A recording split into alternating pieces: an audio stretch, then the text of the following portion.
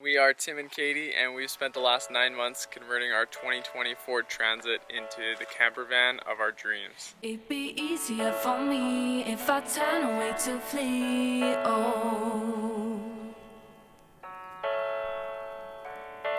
But there's something holding on.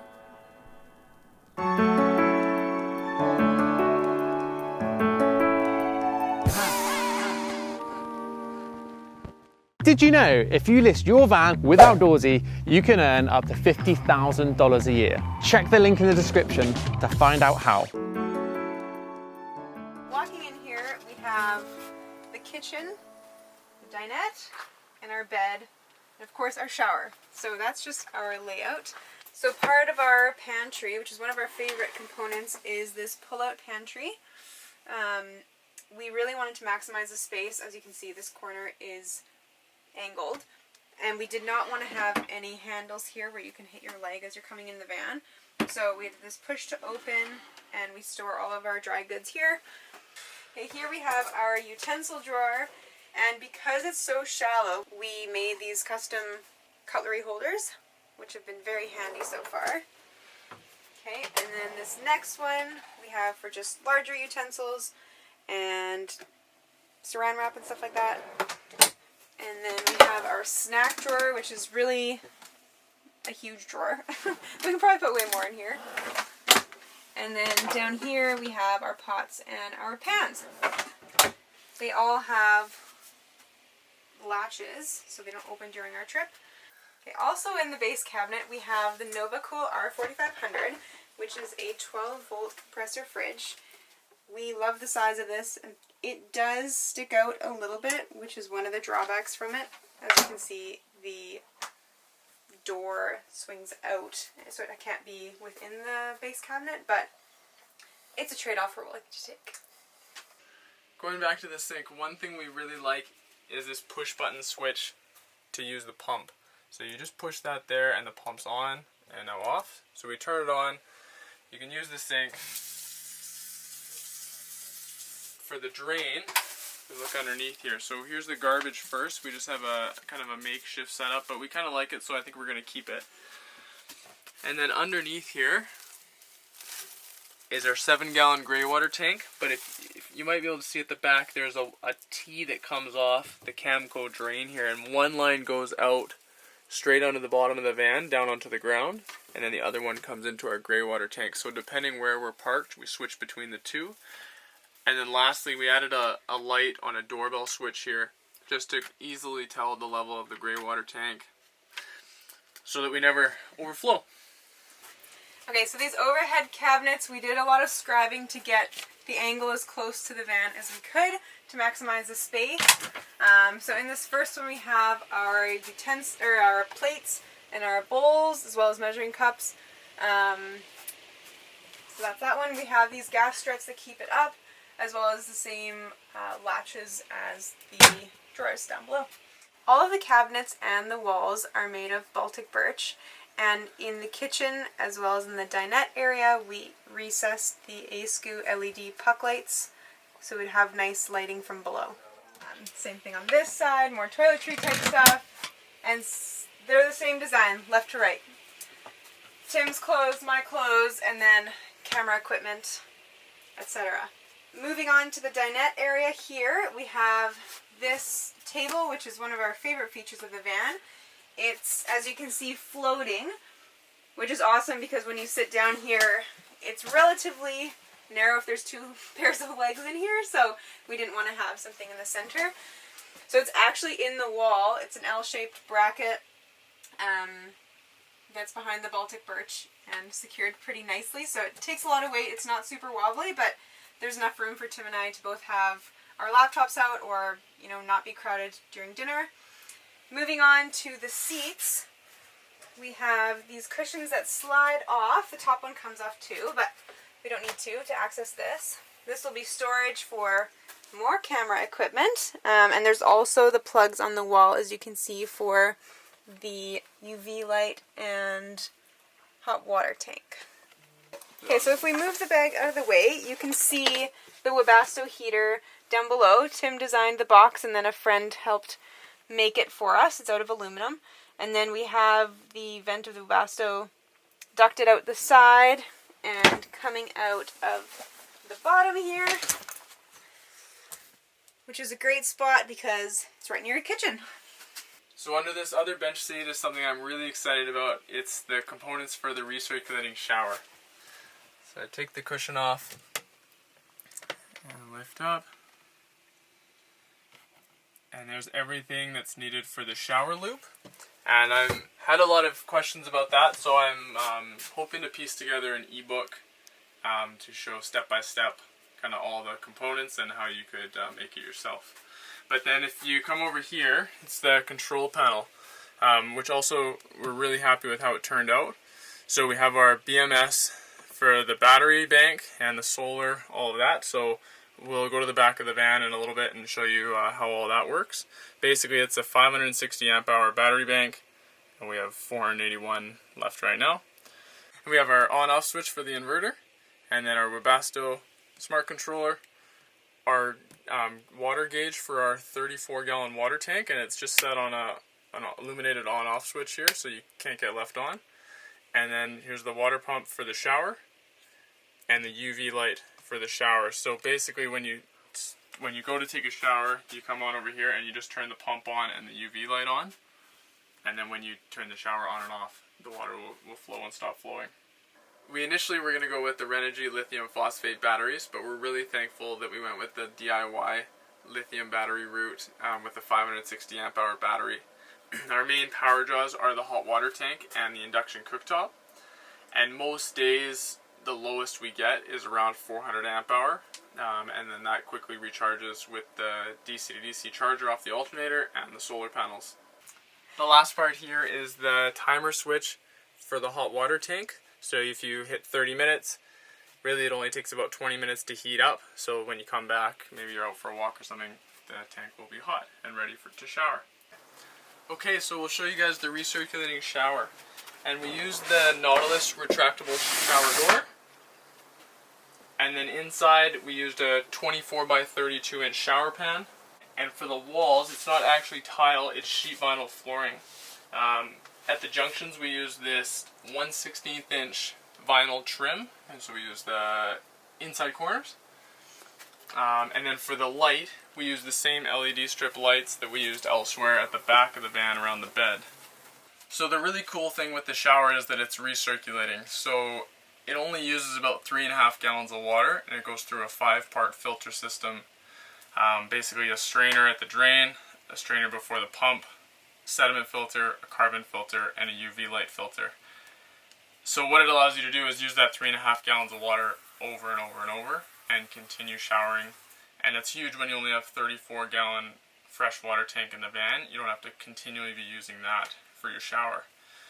So for us, it might sound a little bit gross, but so far we've taken 8 showers on the same 3.5 gallons of water. And basically it's just a simple series of opening valves to drain that and flush that 3.5 gallons out. And then we just have a little setup where you take from the faucet through another hose and refill the shower right there. One last thing about the shower that goes with it is we did install a max air fan in the van, and we put it right next to the shower and close to the kitchen. It's really impressive how much air this thing can vent out, and it hardly draws any power. It is 12 volt. And then we did leave this extra small gap here at the top of the shower. And it's kind of neat when you're showering, when someone's showering, you can see the steam exiting the shower just going right up through the fan. So it works. No condensation. No condensation. Okay, so now we're going to have a look at the cab of the van. So the first thing that we did was install a Scopoma swivel seat for the passenger only. And all you do is pull the tab on the front, and then it spins right around. And it's ready for use. So we like this when we're just kind of hanging out. Tim sits here, I'll sit here, while the other one of us is either making food or, I don't know, basically anything, because it's out of the way, and you can also have a nice view of outside. It's very handy. We like it so far. Okay, and then up here we have the headliner from the Vancillary kit. We found that very helpful because it's a very awkward shape. So it comes with the brackets and then the stencil to make the plywood headliner. I covered it with fabric to make it a little bit more aesthetically pleasing. So yeah, it's been handy for things like bear spray, bug spray in this bin, and of course our insulated window covers. Okay, so we made these window covers with Easy Cool as well as Havelock wool, and then we stitched it all together into four sections so that we could fold them up. And then the magnets that we sewed along the outside clip right into the van wall, and they stay perfectly in place, so they block out any light, and they're also pretty good for sound dampening as well, we found. And the last thing from this area is the insulated curtain, blackout curtain, which provides some privacy and also shields from the sun and people walking by. So it's been very handy, and basically we just have it on a tension rod that's jammed between the foam blobs on either side. You may have noticed that we never showed you a toilet in the van tour, and that's because we store our folding portable toilet underneath the bed just behind the water tank. And so all it is, it folds up on a tripod and you can sit on it, but you put a plastic bag inside the toilet and then you do your business and you seal the bag and dispose of it. We went with this because we don't actually plan on using the toilet very much inside the van, and so we couldn't justify spending over $1,000 and building it into the van, either a composting toilet or a Laveo dry flush. On our 5-day trip so far, we've been able to always find a different resource to use, and we haven't had to use this setup, but we're glad we have it if we are traveling in a city. It's really easy to set it up in the shower, and you're good to go. Now we'll make our way back to the bed here. So as you can see, we've set it up to sleep widthwise. A lot of people sleep lengthwise, but we were really happy with our decision to sleep widthwise because we are allowed to use so much other space for the van. It does reduce some of the insulation on each end, but Tim's 6'2" and he can sleep that way no problem. Also, as you can see, there are 2 bunk windows on either side. We crack those open at night and then have the fan going to keep the air circulating and try to minimize the amount of condensation, which has so far been working really well. Also, to minimize condensation, we have a plywood board underneath the bed as a platform, and we drilled decent sized holes in it to keep it breathable. Underneath here, you will see our sleeping security guard. We thought that we would actually close this off, but we've really liked keeping it open to allow Indy to come and go. Buddy, good boy. And it also is really helpful because when we are in the kitchen and everything, he just goes to his bed and he's not a tripping hazard. I'm not doing much security right now. Okay, the last thing in the bed area are the electrical switches by the bump outs. So first one here is on Tim's side. There are 2 USB charges and then this light for the LED strips, which are on both sides of the bump outs. And then on this side we have a 12-volt charging port in the center here, as well as 2 USB chargers. And then this switch just controls whether this whole system is active or not. And then we have a dimmer switch for the overhead lights, so we can control it from the back, so it's a 3-way switch, or from the kitchen area over there, which is really handy to have. And then we will show you guys the electrical down below. Okay, so let me show you guys the garage. The van's a little bit dirty because we've been on the road for 4 days. So on the driver's side of the van, we have the electrical compartment, so all the batteries and charge controller and inverter, and I'll show you that in a second. But over here, we have our 34-gallon fresh water tank. The fill port is just at the top here. Thankfully, we can still access it even with the bikes in. And then we have a compartment down here just to access the valve that we can use to drain the tank. The tires just fit nicely behind the door here. And then the e-bikes are mounted just on these fork mounts.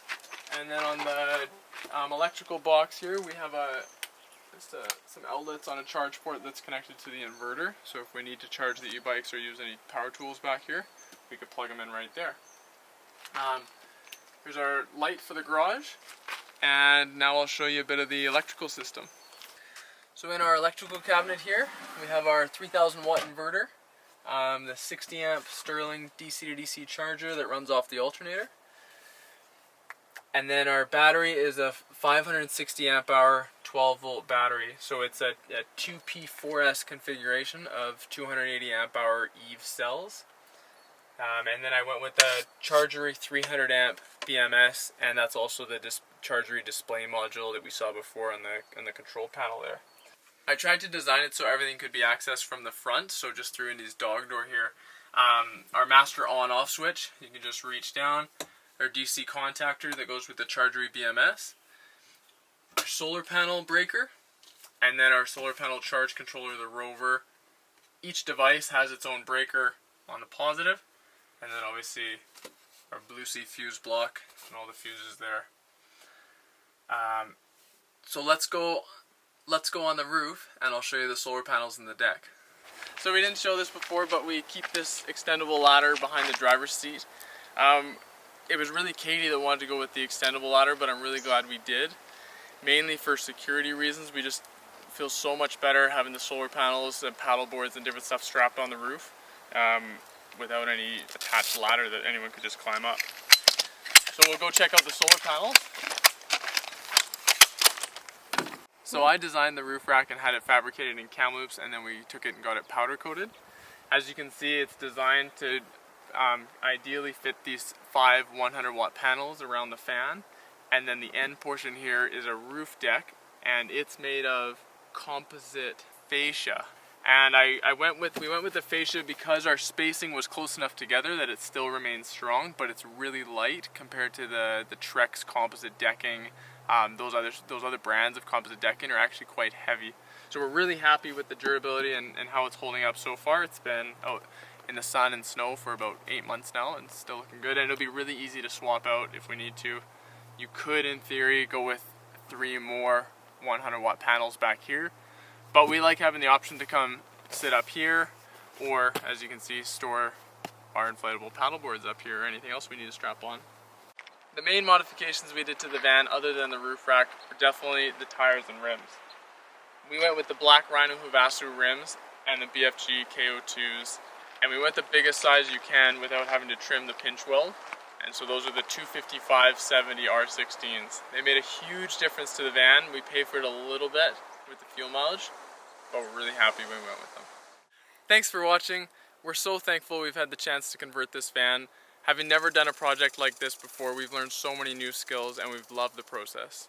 Now we get to embark on some awesome adventures and hopefully take you guys with us. Who knows, maybe there'll be another van conversion coming up in the future.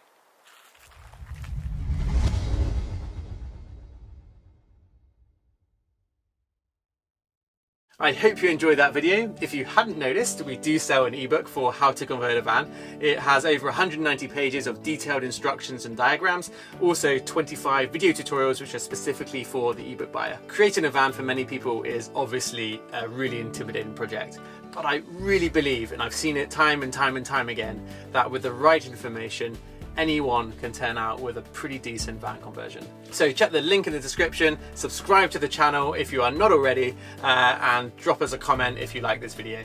Thanks for watching, and we'll see you next week.